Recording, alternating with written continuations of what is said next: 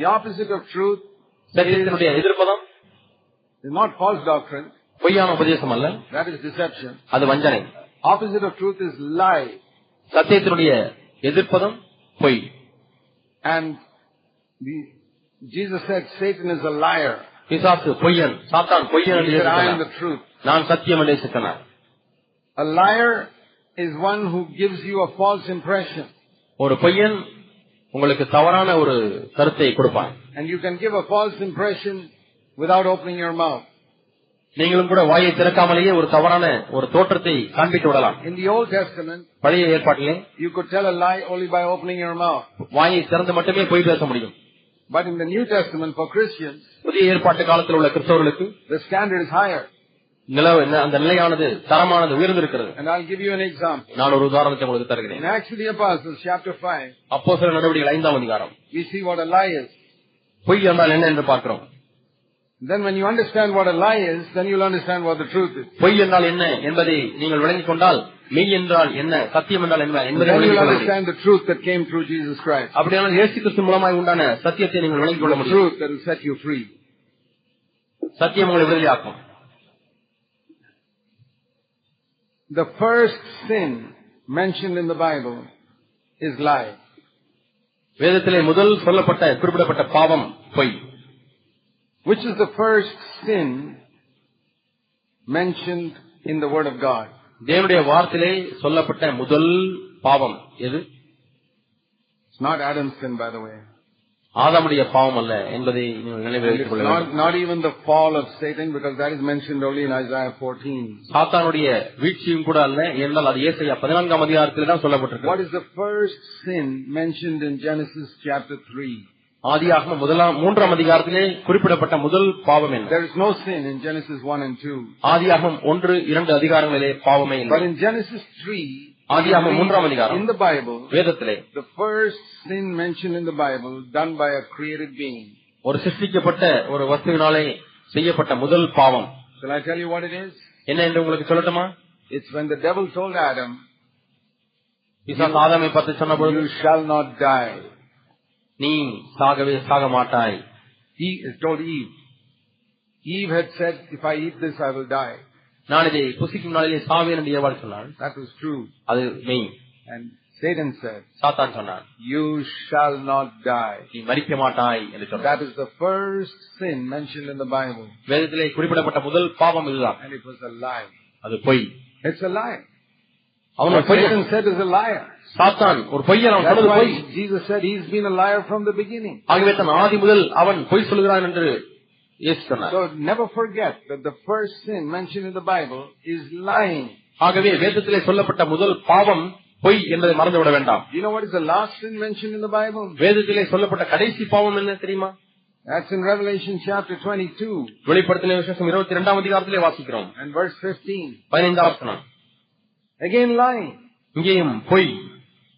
The first sin and the last sin mentioned in the Bible is lying.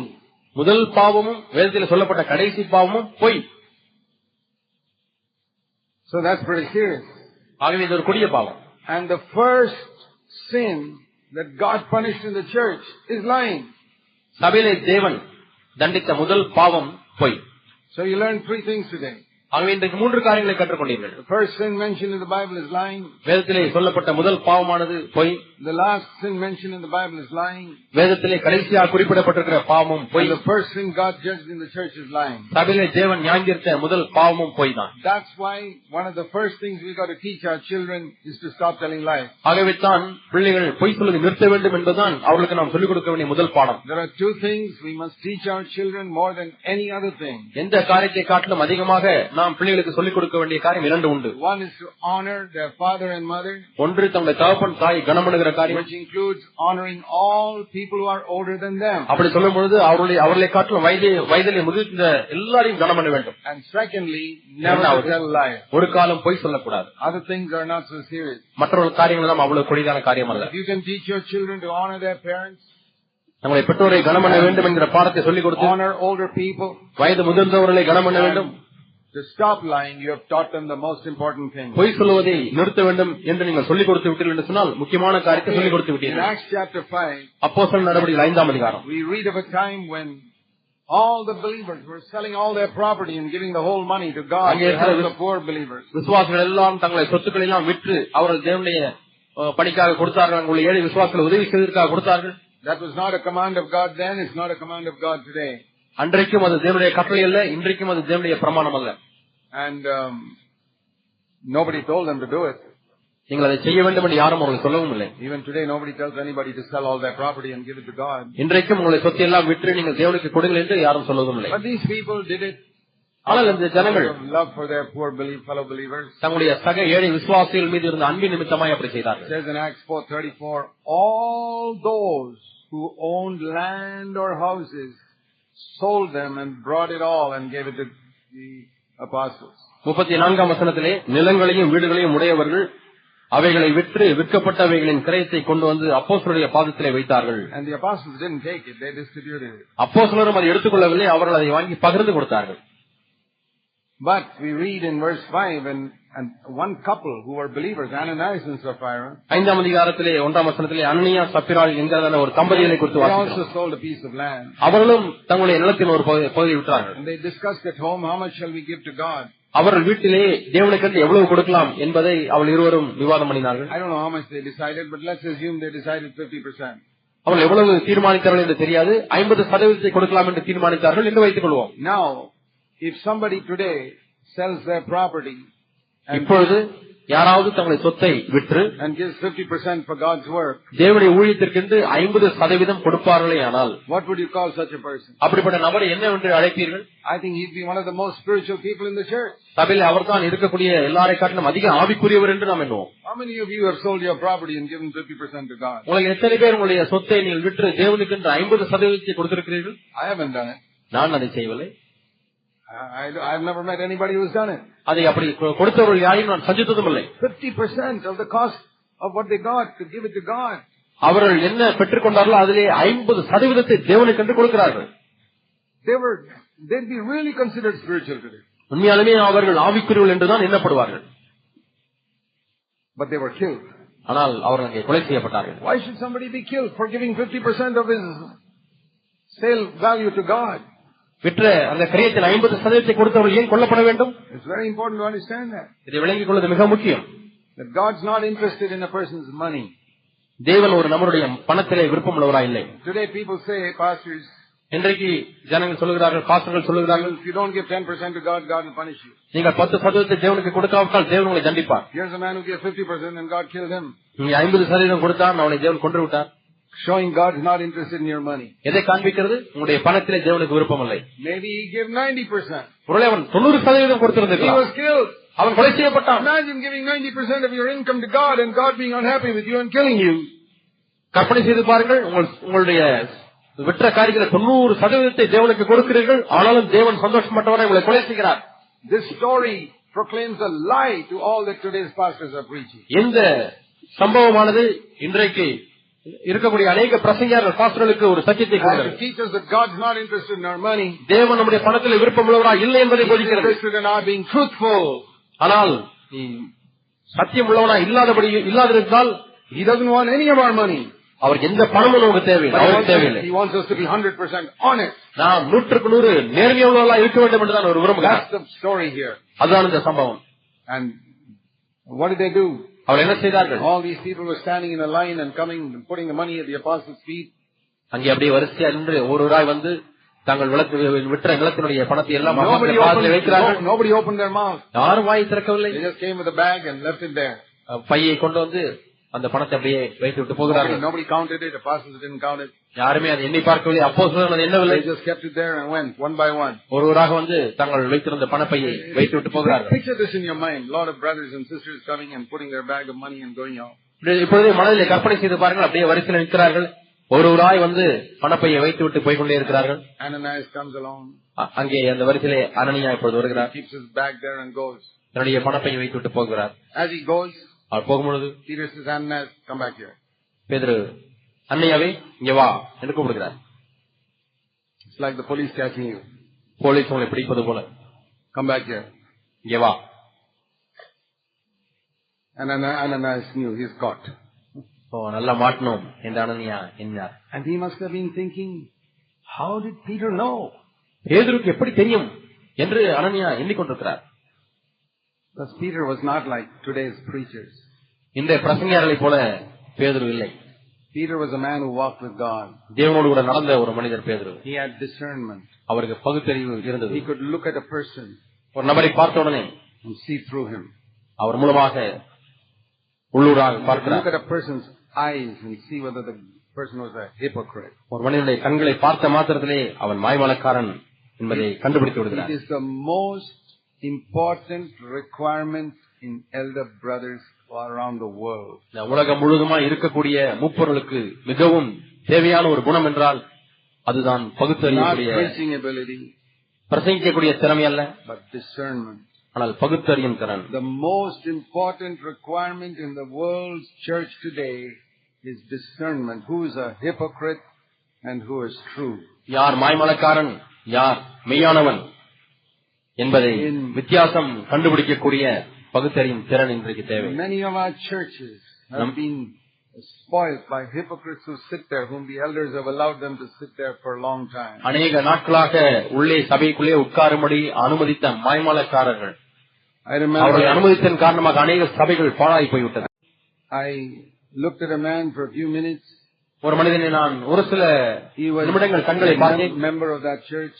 அந்த சபையினுடைய அங்கத்தினர் அல்ல. Breaking bread and everything. He was a member of that church. அவர் அந்த சபையில ஒரு அங்கத்தினராக இருந்தார். அப்பம் பற்றியதில் பங்கு பெற்றவர். I spoke to him for a few minutes.